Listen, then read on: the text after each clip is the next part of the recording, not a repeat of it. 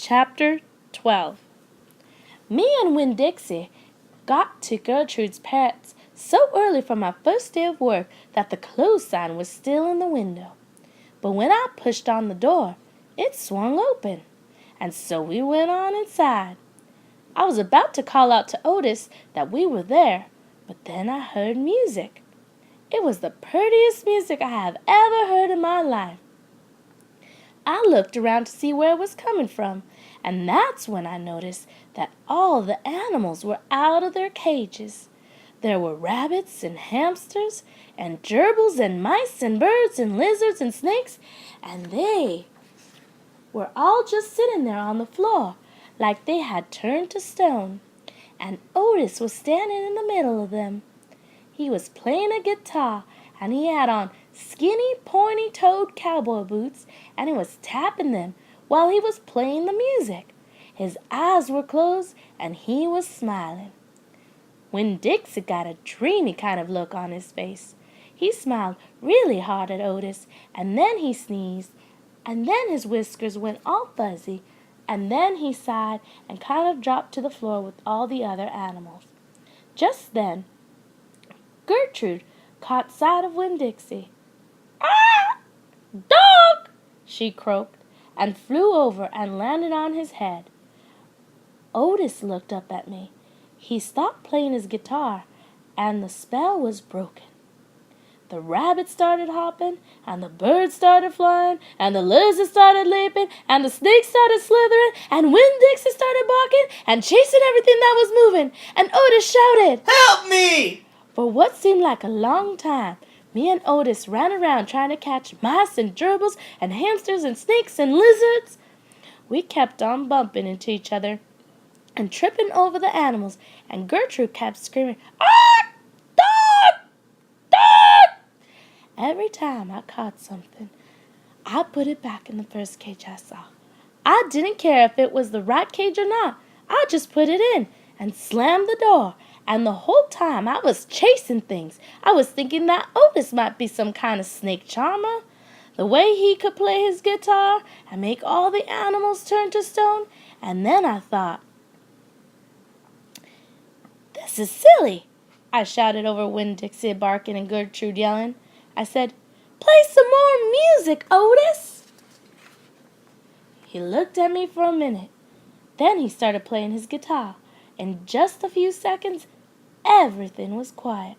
Winn-Dixie was lying on the floor, blinking his eyes, smiling to himself, and sneezing every now and then, and the mice and the gerbils, and the rabbits and the lizards, and the snakes that we hadn't caught yet got quiet and sat still, and I picked them up one by one and put them back in their cages. When I was all done, Otis stopped playing. He looked down at his boots. "I was just playing them some music. It makes them happy." "Yes, sir," I said. "Did they escape from their cages?" "No, Otis said. I took them out. I feel sorry for them being locked up all the time. I know what it's like, being locked up." "You do?" I said. "I've been to jail." Otis said. He looked up at me real quick and then looked back down at his boots. "You have?" I said. "Never mind," said Otis. "Aren't you here to sweep the floor?" "Yes, sir," I told him. He walked over to the counter and started digging through a pile of things, and finally he came up with the broom. "Here," he said. "You should start sweeping." Only he must have gotten confused. He was holding out his guitar to me instead of the broom. "With your guitar?" I asked. He blushed and handed me the broom, and I started to work.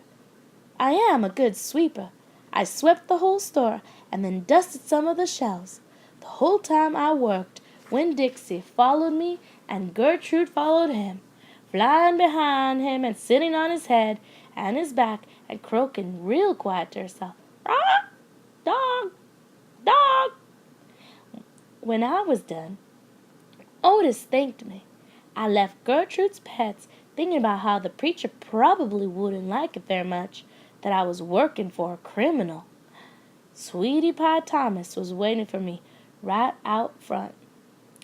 "I seen that," she said.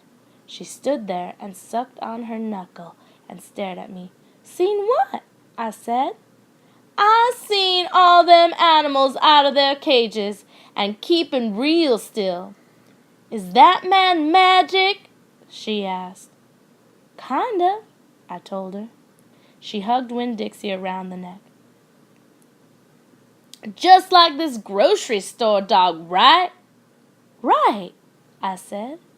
I started walking, and Sweetie Pie took her knuckle out of her mouth and put her hand in mine. "Are you coming to my birthday party?" she asked. "I surely am," I told her. "The theme is pink," she said. "I know it," I told her.